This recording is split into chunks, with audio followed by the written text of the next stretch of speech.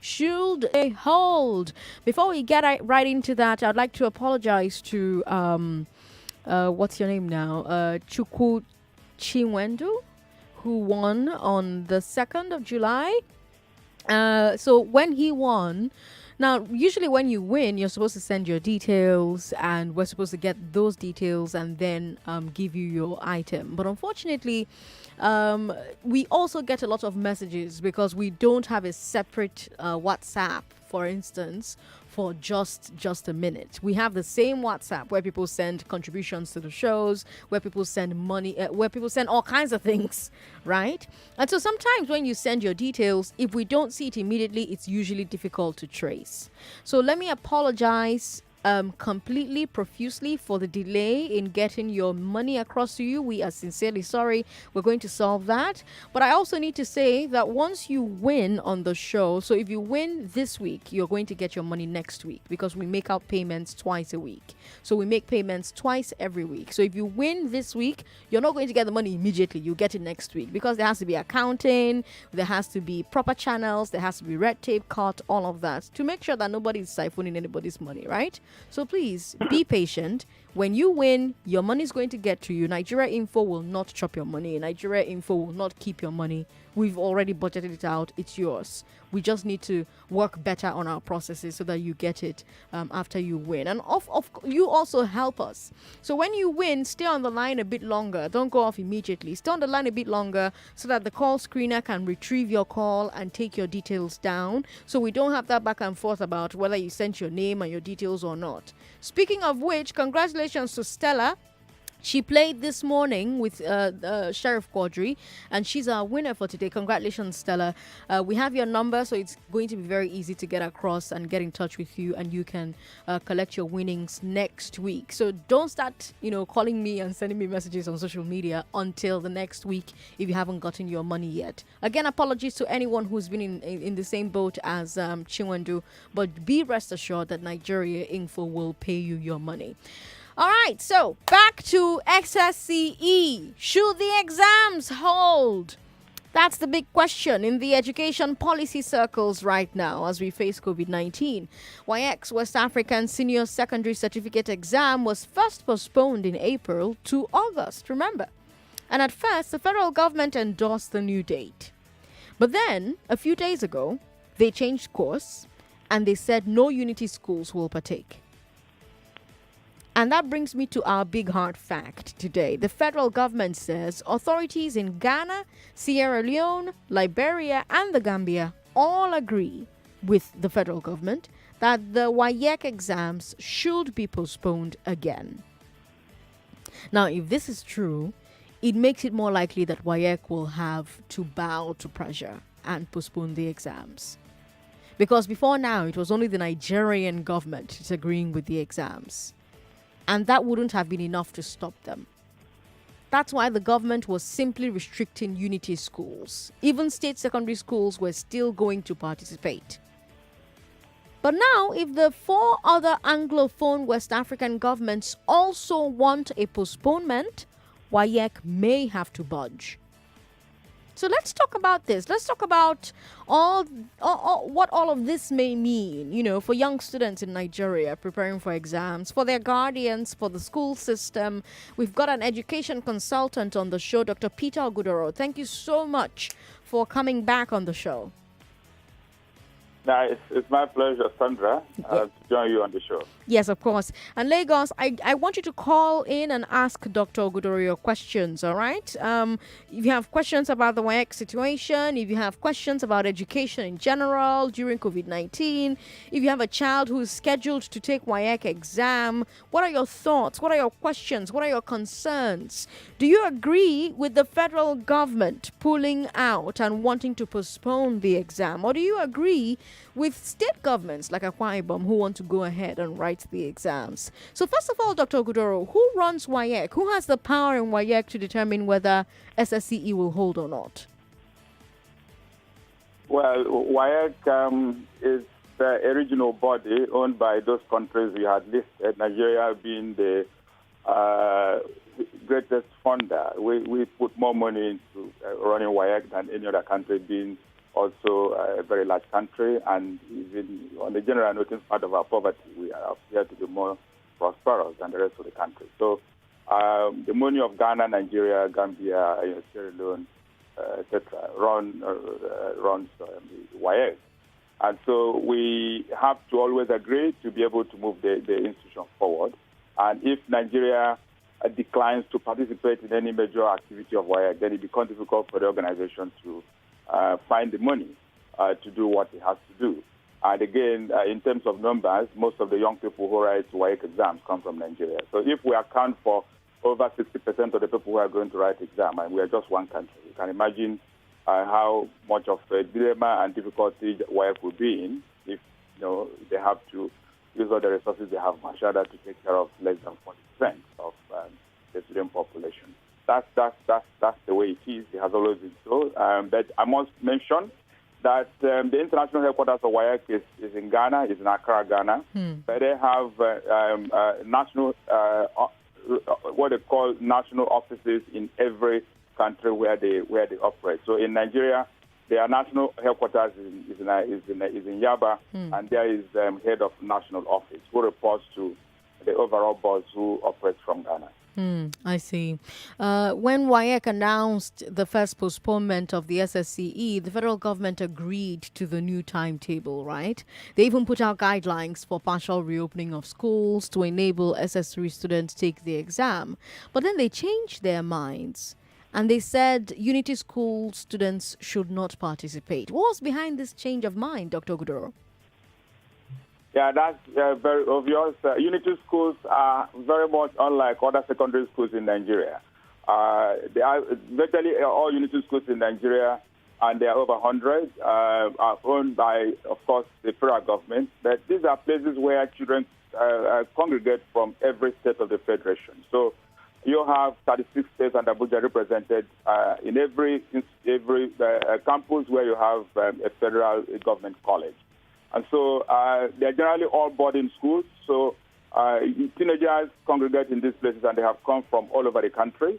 And what we know is that in recent times, they have been having challenges with respect to infrastructural provisions. And health issues have always, ravaged a good number of these places, including the one that has always been in the news in the western region here, which is Queen's College. And so if you insist that WASSCE exam, the WASSCE has to hold, you can't go ahead and do it without the students who are in these federal government colleges, because interestingly, their parents run the country. Most of the young people who are in these places are also the children of the people who run the ministries of education, finance, and the general managers in banks and similar institutions. So you know how it works, especially in this part of the world, where the interests of the political elites also becomes equal to the interests of Nigeria. So if their interests are not catered for, then you can be sure that WASSCE certainly cannot conduct exams for people whose fathers and mothers do not run the country. That's the situation we have in our hands. So it's a very challenging one. If these children have to come from different parts of the country and congregate in one place, and you never can tell who is moving into hostels with coronavirus, and they get to these places, and it doesn't take more than an hour to have it spread.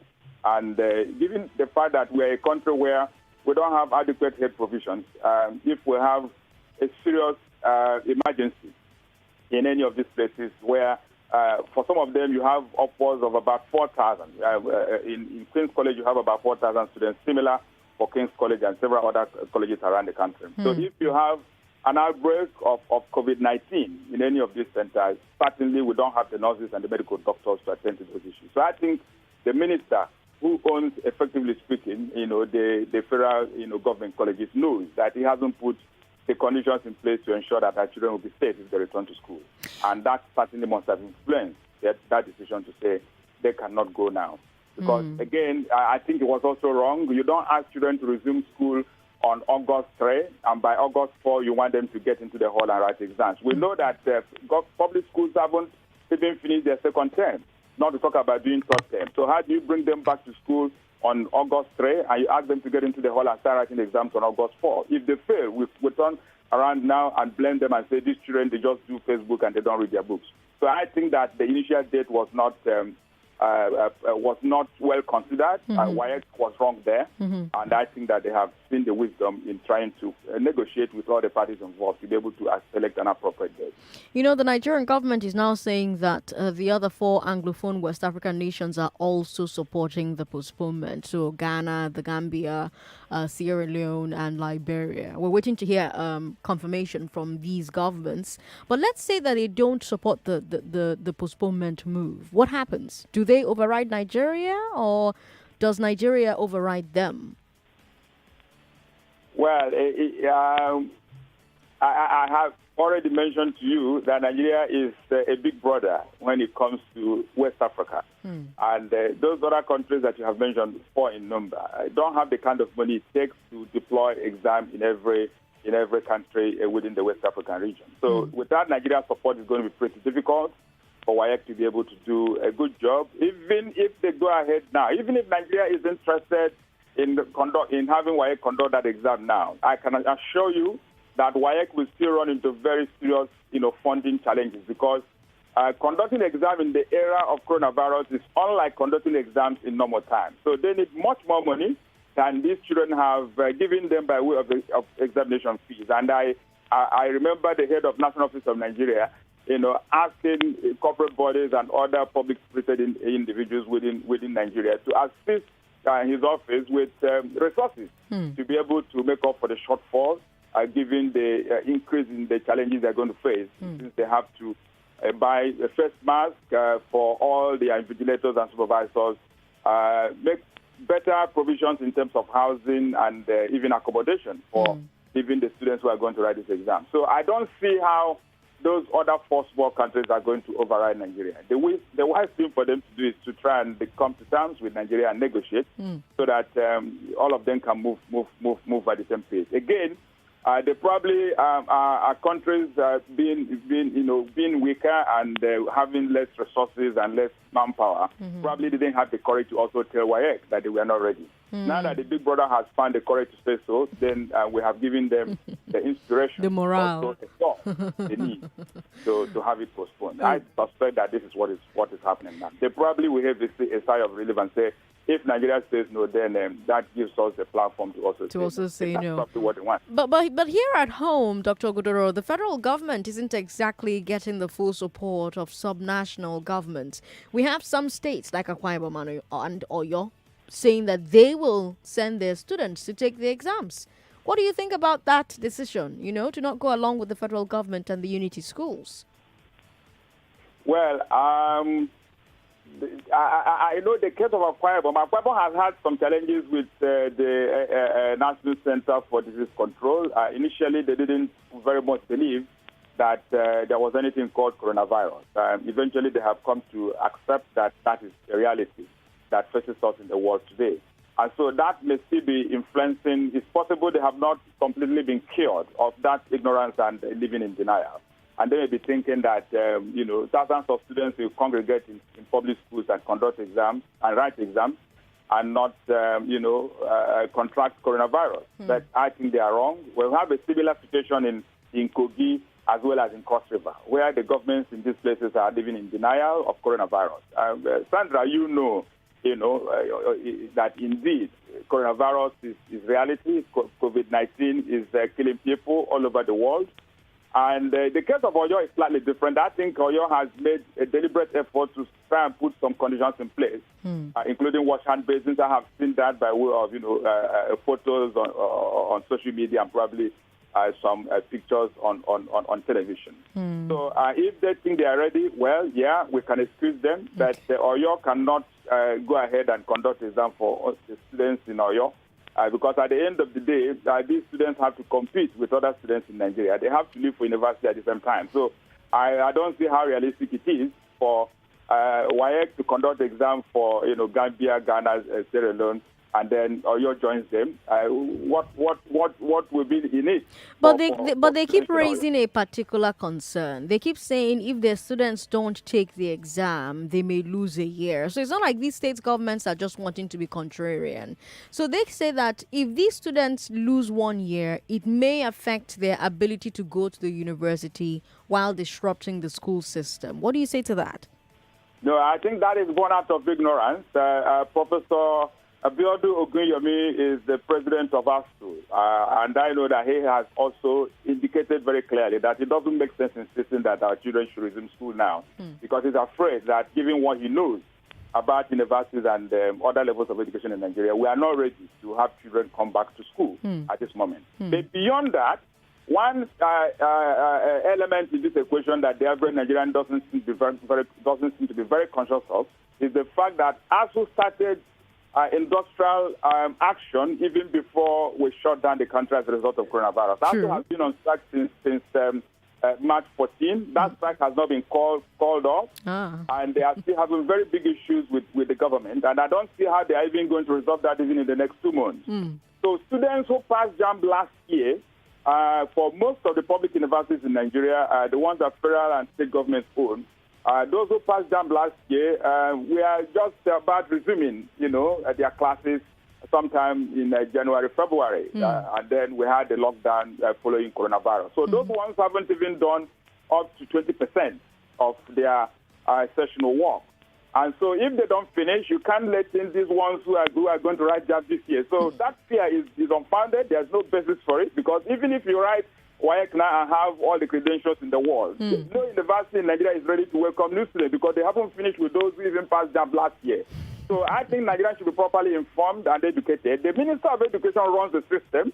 He knows that he is not going to remain a credible individual if a time comes when our children should get in to move ahead with the education if coronavirus permits us, and they are not able to do that with appropriate credentials. So that fear is unwarranted, and if the need arises, I think that the minister and the commissioners of education across the country, as well as universities, will be able to work out an arrangement that will make it possible for students who are afraid of losing time, to find a way to move on. These things have been done in other countries.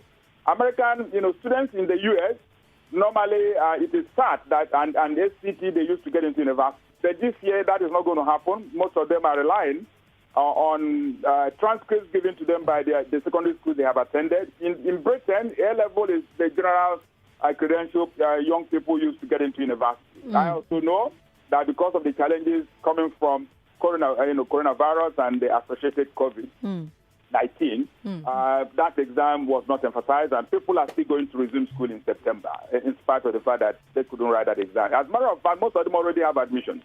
So the minister, I want to believe, is watching how other countries are managing that transition, and they might be able to get to a point where they can work out an arrangement that will solve our problem the way it will reflect our peculiar challenges. But more importantly, Sandra, know that those who passed JAMB last year have not effectively been taught in the university. They haven't finished their session. They haven't done more than 20% for those in public universities. So we can't start talking about those who haven't written post-JAMB, getting to university. That is a fear that doesn't have a basis. All right, if you just joined the show, you're listening to Hard Facts on 99.3 Nigeria Info. I'm asking today, should the WASSCE exams hold? Should the WASSCE exams hold? That's the big questions in the education policy circles at the moment. I have on the show an education expert and consultant, Dr. Peter Ogudoro, who's helping us answer questions. If you have thoughts you want to share, if you have questions you want to ask, why don't you head over to WhatsApp and ask them? WhatsApp is 080-959-75825. 080-959-75825. That's for WhatsApp. We've got Facebook when we're streaming this conversation live. Facebook is Nigeria Info 99.3. YouTube, Nigeria Info FM. We're also streaming there. Unfortunately, we cannot take calls while Dr. Ogudoro is on the line. But we're going to work on that so that we're able to do both, which will allow us to interact in real time with you while we have the guests on the line. Dr. Ogudoro, before pulling out of the exam, the federal government published a list of guidelines for safe partial reopening to let SS3, JS3 and primary 6 children take their exams. Yes. Do you think the guidelines they published at that time were appropriate for the disease?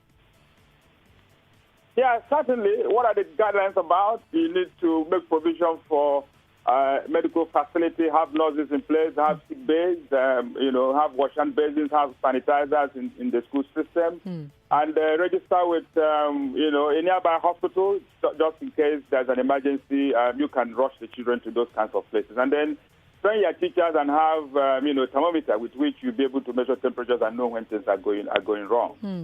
So those are very reasonable items we need to have in the system, and we shouldn't have them only when we have a crisis. They actually, appropriate infrastructure that every school that operates in a sense society should have in place all the time. But unfortunately, our own circumstance is very different here. If you are as lucky as I have been, and you have done research across the world, gone to places like Norway, Denmark, etc., United Kingdom, you will know that these things we are trying to discuss now have long been provided in those kinds of places, and they are not issues at all. Children in Sweden didn't even stay away from school for one day because this infrastructure has always been there.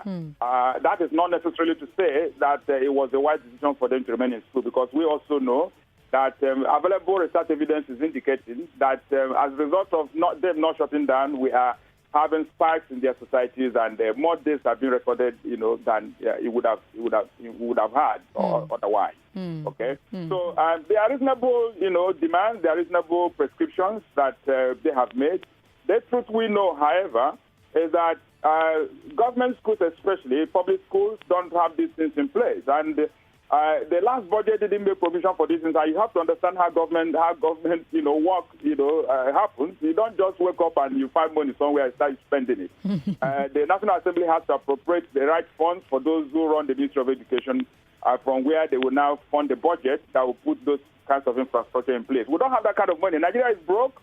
Our oil money has declined by over 40%. Nigerians don't like to hear that Nigeria is broke, Dr. Guduro. Yeah, we are certainly broke. We are not a rich country. Per capita income here is nothing to write home about. The money the average worker earns in Nigeria is not up to even 2% of what his counterpart in Norway earns. The money an average Norwegian earns in a year is what the Nigerian will work for his entire lifetime he hasn't earned. So we are poor. We must face that reality. We haven't managed our country well. Our oil, we haven't utilized it effectively.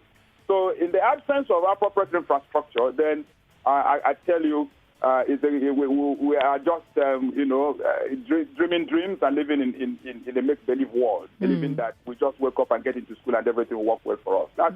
Public schools don't have that infrastructure at the moment, and governments have to, do a deliberate work when it comes to budgeting and getting civil engineers, plumbers, health personnel to go in there and do their work. We also have to train these children and their teachers on how to behave in abnormal times. Yeah. We haven't trained them. They don't know what it means. I tell you, I move around sometimes as a researcher, go into town and I see what is going on. Even school owners and teachers still hug, people they haven't seen for 2 years, and they don't know where these people are coming from. So if teachers are behaving like that, you can imagine what you will expect from their students who are returning to school and haven't been helped to internalize appropriate behavior that they need to put up in the circumstance that we have found ourselves in. So I have as much concern as the minister, but I would not want this to continue for too long. We have not behaved well as a people. When children stay at home for too long, they begin to forget most of the things they have learned by way of rote learning. And again, you must remember that we don't teach well. Most of the things we do here is just about, crown work for the children. And so if they stay away from the classroom for too long, then we have a bigger problem in our hands. And then some of them may turn into miscreants and social problems will arise. That's where we are, Sandra. Let's face that reality and beg the government to learn their lessons now and do not let us repeat this process the next time another problem will come. Because this is not likely to be the last time we are going to have a pandemic. We have always had health challenges across the world. Ebola was here not very long ago. About a century ago, we also had something similar to this, really. So let's get wise, let's learn, and avoid learning from experience and try and be more proactive. I'm going to ask if you think we're going to, number one, we're going to learn, and number two, what you think about people who have said that private schools can actually afford to do these things. Some private schools have the facilities, they already have the infrastructure. So these guidelines by the government will not be hard for them to implement. What do you think about a scenario where we allow the private schools to get on with it, especially because there are teachers who are not being paid salary, the schools are not making money, which has to be rough for the teachers involved in these stories. What do you think about letting these private schools get on with it until the public schools can figure it out? So is it fair for the private schools to be suffering for something that is no fault of their own, really? Yeah, that's an interesting scenario that you have painted there, Sandra. But when we make the claim that private schools are ready, we make that claim in ignorance because we are assuming that the 1% of 1% of schools who operate at international level are where the children of the elite study, constitutes 100% of private schools in Nigeria. The average Nigerian child who attends a private school does not attend the private school where these kinds of infrastructure that we're discussing, you can find them in place. That's not correct. I'm a researcher in the industry. I move around, and I tell you that these school owners haven't got money to pay their teachers' salaries because the education is not a business that spends a lot of money. So the moment, this lockdown came without anybody anticipating it, it didn't take more than a month and most of them got broke. So the ones who have the money it takes to put this infrastructure in place are not other things being equal more than 1% of the private schools we have in the country. In Lagos alone, we have up to 4,000 private schools. And I can confirm to you that as we speak now, you can't count more than 200 of them who are operating at a level where we can feel very confident that if our children go to those places to school on a daily basis, they won't run into very serious health challenges. So it's not true that everybody is ready. It's not true that private schools are ready because many private schools are not even as good as a good number of public schools that we have in the country in every sense of the word, even in terms of infrastructure, classroom provisions, and manpower. The evidence some of us who do research in the industry have is that even when it comes to manpower, I tell you, on the average, public school, public primary school, public secondary school has superior manpower compared to what you find in the average private school. So we shouldn't always use the international schools you find in Lagos, Abuja, and Port Harcourt to judge what obtains in the private school sector in our country. The reason why these things have continued to be the way they are is because education inspectors from Ministry of Education take pride and don't insist that appropriate provisions have to be in place before our children can be allowed to study in these places. That is where we are. And what we need to ensure we don't forget is that people who are private school teachers work in these places and they have not been earning salary for upwards of 3 months going to 4. And if they remain people who continue to beg to feed their families, then we are discrediting teaching as a profession. So what the government can do, which I hear they have elected to do, is to accept to pay the salaries of these teachers while they are waiting for schools to reopen at the appropriate time. So if the federal government, working in collaboration with state governments, can make financial provisions for these teachers to get some stipends, they may not earn exactly how much they're being paid if they're working in very big schools, but they should be able to, if they have appropriate records, get something from government that keeps them going. We shouldn't ignore our people. They are citizens of Nigeria who have been paying tax before we got to this point. Even if they have not been earning enough money to be able to pay tax, they are Nigerians who we must cater for with our oil money. And that's the way to reason. We are not as inclusive as we should be, as a country. And I find that very unfortunate. This is not a country that we have, run in a way that will make the average Nigerian be very proud of it and want to die for the country when the need arises. Really. So those are the issues we must not forget, Sandra. Okay. You're listening to Dr. Peter Ogudoro on Hard Facts. I am Sandra Ezekwesili, and I've got a few more questions, and then we'll let him go. And you can also call into the show and share your thoughts. Don't forget, if you've got questions, share them right now via WhatsApp so that I can ask him those as well while we still have him on the phone. WhatsApp is 080-959-75805. You can also tweet at us at Nigeria Info FM. It's a few minutes until it's 6 o'clock. Don't go away. Hard Facts will be right back.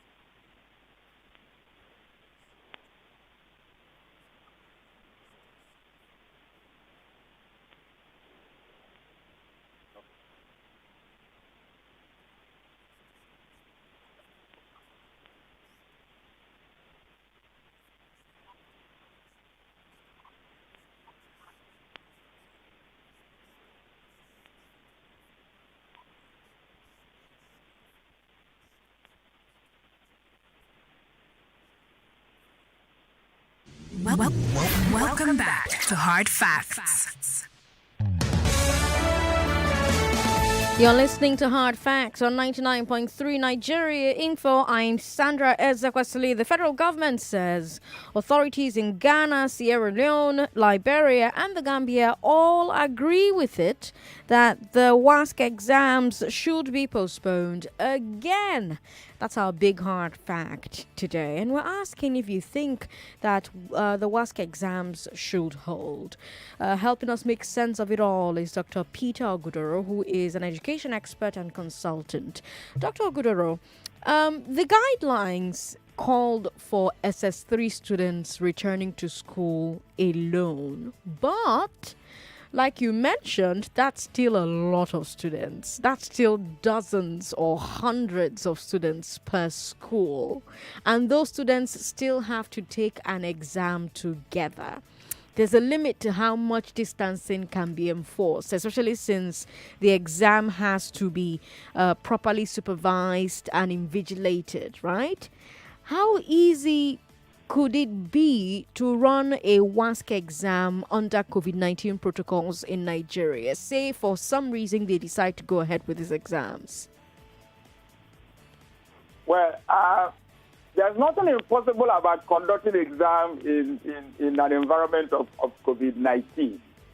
But for that to happen, you need the right people who think well, who have analytical minds, who have been put through training that enables them to know how to manage crisis, and who also know that when you are in leadership positions, especially in the public service, you are there not just to make money for your own family and to enable you gallivant all over the world with your girlfriend, but to ensure that you use your position to enunciate policies and implement them effectively to the advantage of the ordinary person in the street. In proper societies, public servants work more for the weak rather than for the strong.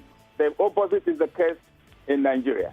So if you get a few minds who have been properly trained, they can give you appropriate procedures and put measures in place to ensure that we are able to conduct exams and won't run into very serious difficulty. But I have my fears as a researcher in the industry. I haven't seen the manpower that will enable us to think well, to do the right things at the right time. It doesn't mean that Nigerians are not good people. But even when you are innocent and an angel, if you haven't been trained to do the right thing, certainly you won't be able to do the right thing. That's how come Nigerians leave this country and they go to other climes and they excel. Okay, because you get to those places, they don't let you start your job until they have trained you on how to behave while you're on the job. I am talking from experience, you know, as a student in England, even as a student worker. The level of training you go through before you can even be allowed to lift one thing and take it to an inch away. It's not, it's even graduates here don't receive that kind of training. So we haven't trained our people, and believing that things will just happen, by miracle, which is our attitude to most of the things that we do here, is a fallacy. Hope is not a strategy. You have got to have people who put plans in place and supervise these things effectively to ensure that we don't make exceptions to the rule. Because when you start permitting exceptions to the rule, then you spoil the system. And that's what we find in our country most of the time. But I must put on record the particular circumstance of children who have to return to boarding houses. Because when you say people are going to write exam and it's only SS3 that, will have to return, many parents know that you live in Port Harcourt and you have chosen that the school that works for your family and for your child is a school that is in Lagos. So your child comes to Lagos, he lives in the boarding house. Now, Lagos state government, when they were saying schools were going to resume on August 3, they did say that they don't want anybody living in the boarding house. So what happens to children who come from different parts of the country? Some of them actually come from outside Nigeria. We have Nigerian parents who are living in America, Canada, and Britain, who for the purpose of giving their children appropriate cultural orientation, have sent them to Nigeria to come and study. And all those children live in boarding houses in high-profile schools. So when you insist that schools have to resume and nobody lives in the boarding house, where do you want these children to go to school from? That's a challenge. Now, if they are going to live in the boarding house, are you sure that you have appropriate infrastructure that will enable them to behave in a way that will protect them? So the idea that exam is everything in our country is also a problem that we have to start discussing. Because I think that the reason why WAEC is such a big issue, writing WASSCE is such a big issue is because we are a certificate-oriented people. In other parts of the world, the people who actually resume first are actually not those who are in the final year at their various levels. They are actually children in kindergarten. Because if you use their own experience, once you have passed through, primary school and you have spent 6 years in secondary school, you can do a lot of things on your own. Even self-study, you can get resources on the internet, and you can move on from there. A lot of the people who are serving the world in fantastic ways today, including Mark Zuckerberg, Bill Gates, etc. How much of university education did they have before they zoomed out to go and do the kind of things they are doing? So we should actually be more concerned about those who are in primary school and those who are in junior secondary school who haven't really received much education that will enable them to become independent. But because we are so much, credential-oriented, testimonial-oriented, that's why we are so much focusing on those who are in SS3. But that is not to say they shouldn't write the exam. They should. I have got people in my family who are at this same level, and I will want them to write the exam. But it's only the living that can utilize certificates to take the next step in life. If a child goes to write the exam, even if that child doesn't become the one who is the victim, who is the casualty, the child may bring that in back home where there are elder people who are living with different kinds of underlying health conditions, and then a bigger problem is ravaging the family. This certificate, many people have obtained it for many years and even finished university and have masters and PhD in this country, and there are still people whose parents are catering for. So we should think well before we start stampeding the government people who know that they are not ready into conducting exams for our children. That's the proper way to think about it. But again, it's not impossible for us to do it. We can, but we don't have the manpower at the moment. But let's not do it. All right, I have a final question here from a listener who says, this present 100 level in the university have not done up to 20% of their work, and JAMB will commence admission process 2020 by August. How do you explain this, he's asking? Yeah, that's again a reflection of the kind of disconnection we have in our society. The governments we have in this country don't run a system. So you see, JAMB is operating as if it's independent of the larger system. Okay, so in these admissions, it doesn't bother how those children are going to receive the education when they get to university. National Universities Commission, carry on as if they are also a world unto themselves. ASU, which brings together university lecturers, have told us that even if these children get pass JAMB and get the credentials they need, that they are not going to be there to teach them. We must recognize the ASU voice and know that we can't send our children to universities where there are no lecturers. That is not going to happen. And so the people who are going to teach them have said they are not ready for them. But I must say that parents who are very desperate about their children going into the university, there are also alternatives, really, especially for those who can afford it. There is scholastic aptitude test which the American College Board conducts. There is the A-level which is going to be written, sometimes. Even October 3 here, Americans are going to conduct exam around the world for those who want to, study outside the country. But that's not a program that is accessible to the average Nigerian child just because of the financial implications that they have to grapple with. So overall, I'm saying, Sandra, that yes, we are not ready, but we can choose to be ready. But more importantly, let's learn our lessons now and fund education properly, train our teachers, train the children to learn how to study. One major skill the average Nigerian child does not have is the ability to study on his own. Nigerian children can't study on their own. Once the school day is over, that's it for them. They close their books and they touch their books only when they return to the classroom. That's not where the world is. The starting point for a child who goes to secondary school should be to teach the child how to learn, so that at a time like this, you can stay at home and use resources that are on the internet and better than what the average school can provide in Nigeria to improve yourself on an ongoing basis. But that's not where we are. But we must move there, because that's where the world is. We can't continue to behave as if, Nigeria can continue to function in isolation of the rest of the world. Our children see things on the internet, they see things on CNN, on BBC, on Al Jazeera, and they are beholding the size of their mates in different parts of the world who are enjoying life, not because they are more intelligent than them, but because they have political leaders who do the right things at the right time. Okay? So I think that the major lesson we have to learn from here is that if we finish with coronavirus and our school system remains the way we have always run it, then we are going to have a bigger pandemic that may have nothing to do with coronavirus, but probably some of the things, some people listening to us always say. We need a revolution in this country, but again, I do not know how we are going to start the revolution in the absence of people who have an analytical mind. Dr. Peter Ogudoro, it's always a pleasure to talk to you on Hard Facts. Thank you so much for giving us your time. My pleasure. All right, Lagos, let's talk. Let's hear your thoughts on the issues, the points, the insights that Dr. Ogudoro has shared on the show today. Our number is 0700-993-993. 0700-993-993. I have a lot of messages on WhatsApp. This person says, Sandra, if peradventure WASSCE exams should hold, what happens to other classes not writing WAEC? Would they automatically be promoted or what? My own stand is a no to WASSCE, please. We've got Olu Jacob with that question there. Good evening, Sandra. It's unfortunate we find ourselves here, but there are questions that need to be asked. If WASSCE postpones till next year, what happens to the money that students have paid and the scores of those who have written and passed JAMB awaiting the WASSCE results? But the effects of the prevailing rot is that even the media have consistently failed to report the years of mismanagement and misappropriation of budgetary provisions meant for education in Nigeria. That's a message from Samson, who is in Idimu. We've got Samuel on the line. Hello, Samuel. Hello. Good evening. Yes, good evening. Go ahead. I want to ask Doctor a question, as in the professor. Just me speaking now. Is he still with you? No. He's off the phone.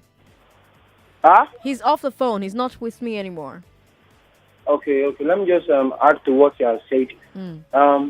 Basically, to me, I think the education situation in Nigeria is not is not working the way it is as it's supposed to work, like they are in like other countries, as in the way as in education of other countries are working. Like now, I'm a SS3, as in I finished school like last. As in some years ago, okay. And I would jump this year. Okay. I choose Hidden Lag as my first choice. Okay.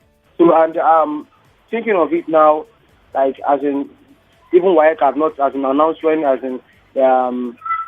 when to be written, and even for the post jump, waiting for the post jump to get as many information concerning the post jump, not be anything about as in jump as in left aside.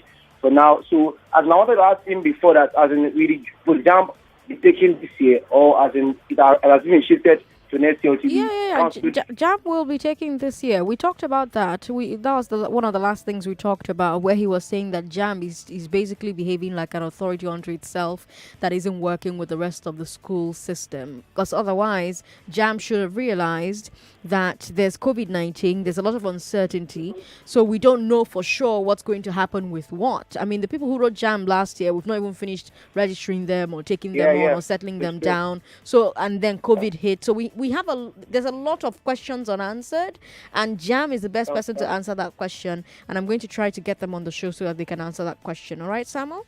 Okay, no problem. Thank you very much. Thank you so much for calling the show today. I appreciate it. We've got more callers, 99.3.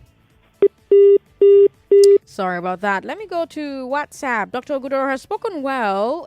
This person says, I agree with all that you've said. Recently, the Southwest Commission of Education in the 6 states said they're working to have a regional exam that will be acceptable in any higher institution in no distant time. I wish I had seen this question when Dr. Ogudoro was on the show. Would have asked him what he thought about it. Xiao from Sangota says, your guest has hit the nail on the head. We so much think exams are the only way to test individuals' capabilities. That is why we cultivate this culture of la cram la pour. It's high time we started alternative methods like essay submission and other motivational methods. All right. Good evening, Sandra. Private school teachers are really finding it difficult since March. Federal government should help us by paying us allowance as we wait for school to resume. My own advice is that government should allow the students to stay at home until next year. It's the Is the man saying it's like the man said only the living can use the certificates that they have. All right. Thanks for sending your message in. Good evening. My name is Ego from Surulere. When will they be ready? Parents should be ready to wait till eternity because our government has a nonchalant attitude towards issues. They should bear in mind Corona is not going to go away anytime soon. Compliance is key. All right. We've got more messages here. I want to know the way out for people who wrote JAM this year before this COVID-19 began. Yes, so this JAM matter is quite the huge one. So I'm going to get somebody from JAM on the show next week to answer these questions. We've got this person who says, what happens to the session? Isn't it better to lose the year and on the part of government putting everything in place safely for them to resume? Kids will play and socialize. Are we ready for the aftermath? It will be catastrophic, no doubt. Who will take the blame afterwards? Good question. My last call is Ebuka, who's in Mushi. Ebuka, hello. Thanks for calling. Yeah, good evening. Good evening. Must get this for an essential commodity. I did tell you. Not be smart, you know. You see, this is our shooting. As na mechanic kwaya murabundiara obodo Togo. It's funny honestly because our priority has been misplaced. I was talking to someone, was it on Lagos? I was like, we have successfully, professionally mastered corruption in the sense that we don't even know the important things. Instead, we'll be talking about looting this and nonsense, things that don't make sense. Look at the children, the future of the children. What we've been talking about virtual education all this while. Western world has been, they have gone far. And I don't know. I wanted to connect to Joyce, when she was talking so many things. I was like, okay, we learned all these things from the British. We learned most of the things to practice big democracy from the British. Why can't us implement, work, borrow their culture, let us harmonize and make it work here?